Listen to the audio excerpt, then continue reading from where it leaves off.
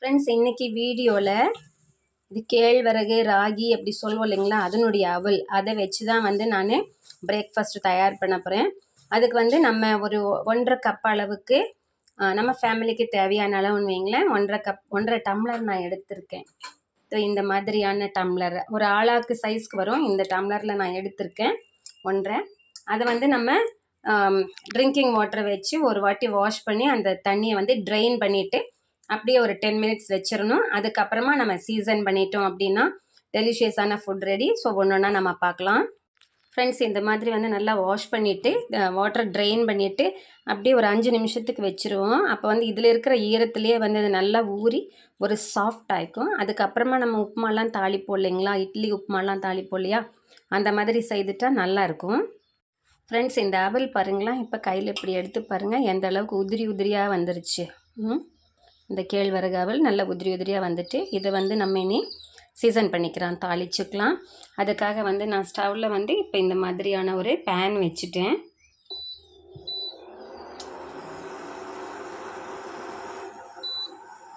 இதில் நம்ம தாளிக்கிற பொருளெல்லாம் நம்ம ஆட் பண்ணிக்க போகிறோம். கோகனட் ஆயில் நம்ம விட்டு கடுகு, உளுத்தம்பருப்பு, கடலைப்பருப்பு, ஆனியன், சில்லி, அதாவது சிவப்பு மிளகா, பச்சை மிளகா எது வேணாலும் ஆட் பண்ணிக்கலாம் நம்ம. அப்புறம் கருவேப்பிலை, இது எல்லாத்தையும் போட்டு நம்ம இப்போ சீசன் பண்ணிக்க போகிறோம், தாளித்து விட்டுக்க போகிறோம். நம்ம இதில் தேங்காய் எண்ணெய் ஒரு 2-3 ஸ்பூன் அளவுக்கு நம்ம ஆட் பண்ணிக்கலாம்.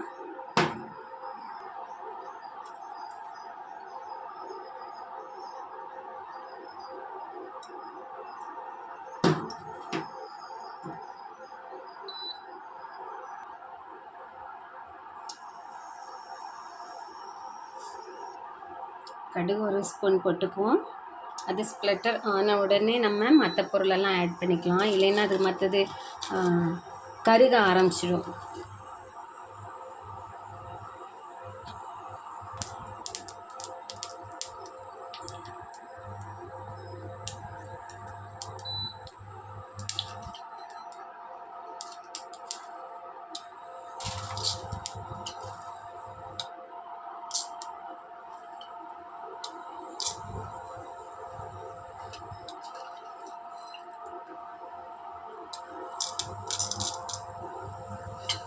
இது நமக்கு வேணுங்கிற அளவுக்கு ஆட் பண்ணிக்கலாம், ஏன்னா அதிகமாக ஆட் பண்ணால் நல்லா டேஸ்ட்டாக இருக்கும். ஆனால் வீட்டில் பெரியவங்க இருந்தாக்க அவங்களுக்கு பல் வலிக்குது, கடிக்க முடியலன்னு சொல்லுவாங்க, அதனால் பார்த்து சேர்த்துக்கோங்க.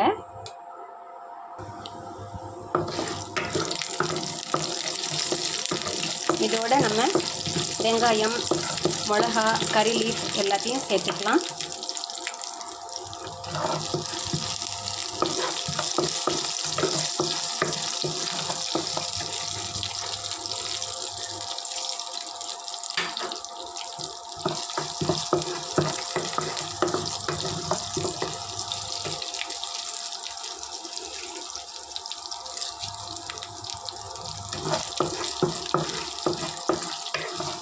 இது கொஞ்சம் நல்லா வதங்கினதும் இதுலேயே நம்ம டேபிள் சால்ட்டு போட்டுருவோம்.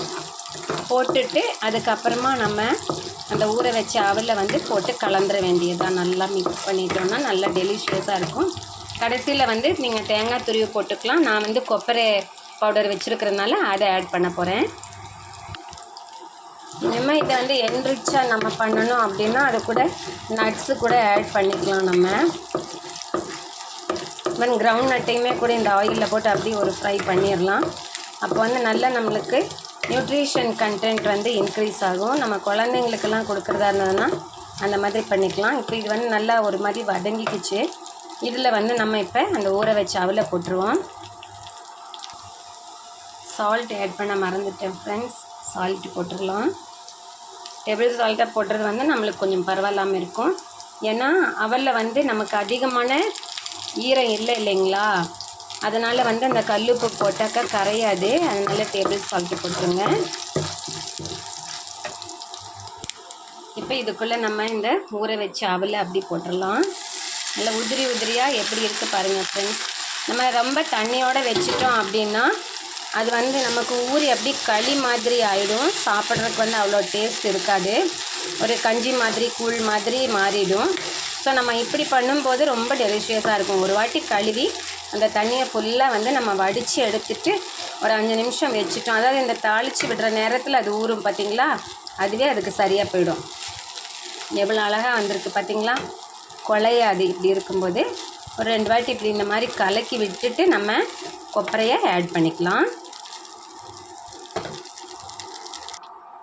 இதில் நம்ம இந்த கொப்பரை பவுடரை ஆட் பண்ணிக்கலாம். பண்ணி ஒரு 2 கலக்கி கொடுத்தோம் அப்படின்னா ஃபுட் ரெடி ஆயிடுச்சு. ஓகே ஃப்ரெண்ட்ஸ், இது மாதிரி நீங்கள் செஞ்சு பார்த்துட்டு எனக்கு உங்கள் ஃபீட்பேக்கை கொடுங்க.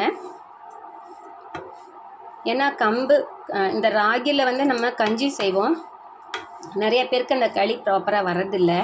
ஸோ இந்த மாதிரி செய்யும்போது டிஃப்ரெண்ட்டான டிஷ்ஷாக இருக்கும். குழந்தைங்களும் சாப்பிட ஆரம்பிப்பாங்க, பெரியவங்களுக்கும் கம்ஃபர்டபுளாக இருக்கும்.